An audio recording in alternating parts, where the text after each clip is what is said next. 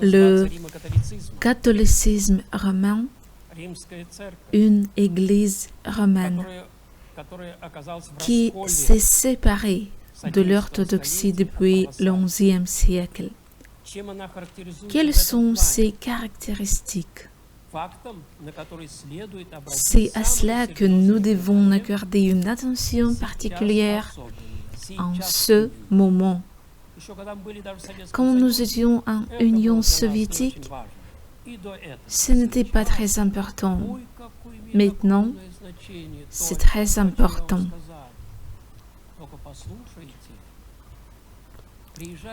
Je viens dans les monastères catholiques en Europe et je demande « Quelle est votre bibliothèque? Oh oui, c'est merveilleux.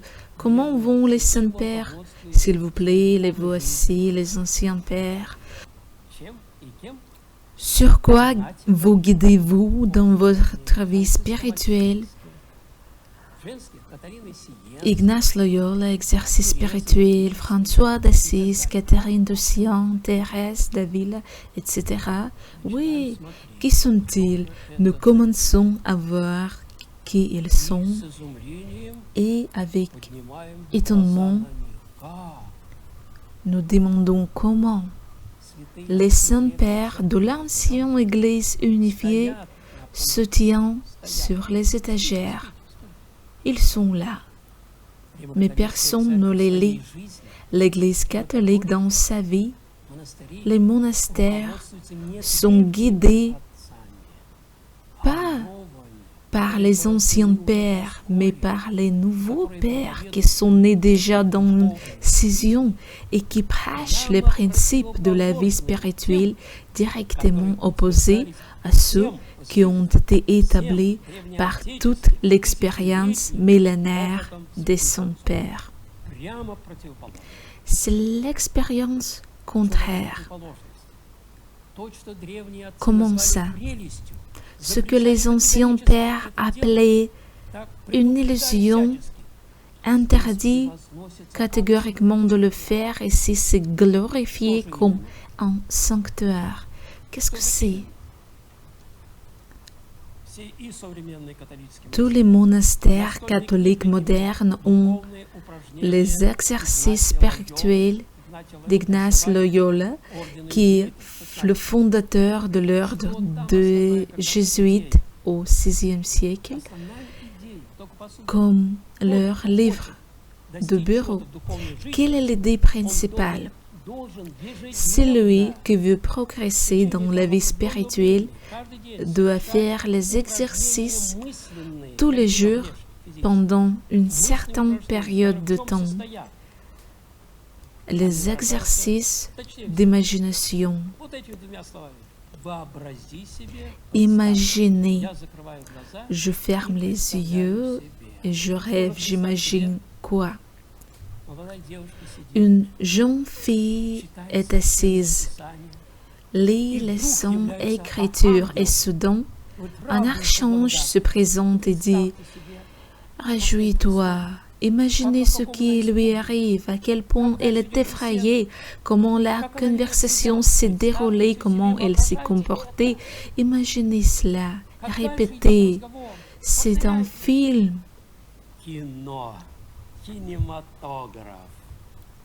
Imaginez comment elle se rend ensuite chez Élisabeth. Les sentiers de montagne, les paysages, les chants des oiseaux, des herbes. Imaginez qu'elle vient voir Élisabeth, comment ils se rencontrent, s'embrassent, parlent. Et je vis dans mon monde imaginaire. C'est ce qu'on appelle les exercices spirituels. Saint Piment a dit, si vous ne voulez pas devenir fou, n'imaginez rien, jamais. Pas de peinture, ni d'imagination. C'est strictement interdit. Parce qu'alors nous commençons à nous tourner non pas vers Dieu, mais vers nos fantaisie. Je pourrais vous donner de nombreux exemples et de ces saints. Beaucoup d'entre eux sont terribles. Thérèse d'Avila dit, bien-aimé, c'est-à-dire le Christ, appelle un tel sifflement qu'il est impossible de ne pas l'entendre. Et l'âme est lasse du désir. Elle s'appelle Christ. Et donc, il dit, avant j'étais ton Dieu et maintenant je suis ton épouse. Elle tombe d'épuisement. Et je n'ai même pas envie d'en parler. C'est désagréable. L'image même de la prière dont parle l'orthodoxie, l'esprit doit être pur et invisible, sans image ni idée. L'esprit doit être enfermé dans les mots de la prière. Et la prière doit être faite avec repentance, révérence, cœur brisé et attention. L'orthodoxie met strictement en garde à ce sujet. Et il y a un théâtre pour vous, un phénomène sans précédent avec François d'Assise. Aucun des grands saints avant lui n'avait jamais eu de stigmates, blessures sanglantes et non cicatrisant sur les mains et les pieds. Les saints ont atteint leur plus grande état. Macarius le Grand était appelé le Dieu de la terre par les anciens pères. Le visage de Sissoë le Grand brillait comme le soleil avant sa mort. Il n'y avait pas de stigmate. Quel est le rapport avec les nerfs et l'âme? La grâce et les nerfs sont des réalités très différentes.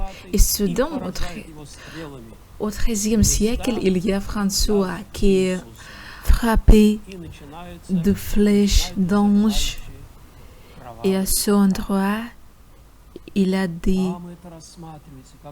éclairs, des blessures du Christ.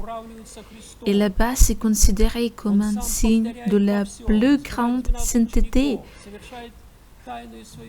Il a comparé au Christ. Il répète le Christ lui-même en toutes choses.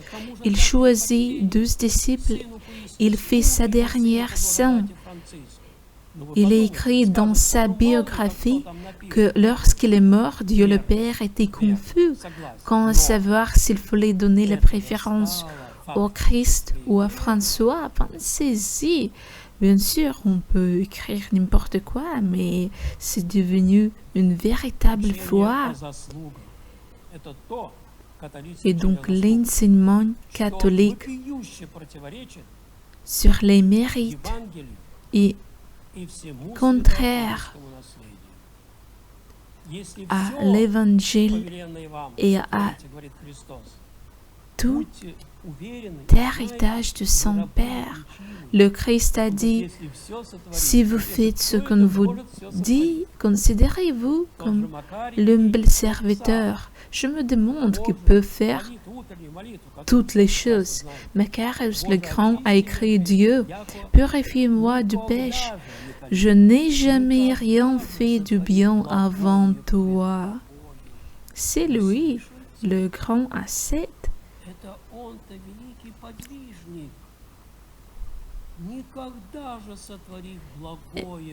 Rien a fait du bien avant toi. Et quelle est la doctrine? Là-bas, je peux gagner pas seulement les mérites de mes bonnes actions, mais je peux aussi obtenir un crédit supplémentaire si je renonce au mariage, à la propriété, etc. Imaginez la vanité d'un homme qui a une haute opinion de lui-même, cette conscience.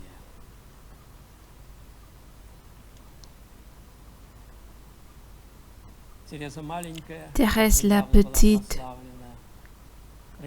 est venue au monastère et Elle a dit, je suis venue au monastère pour prier pour les âmes des pécheurs et surtout pour le clergé. Elle ne priera pas pour elle-même, car elle a un super Dieu. Elle est allée au monastère. C'est terrible. Et c'est une doctrine qui affecte la vie spirituelle.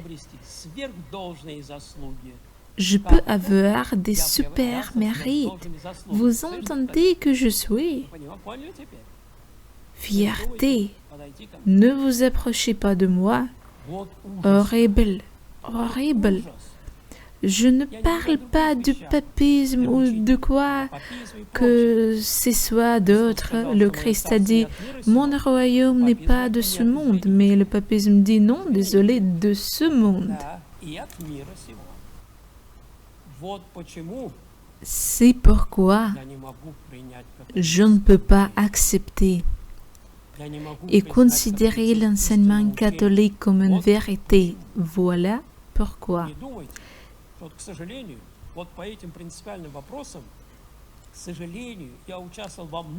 J'ai participé à de nombreux dialogues avec des catholiques. Ces questions ne sont jamais posées.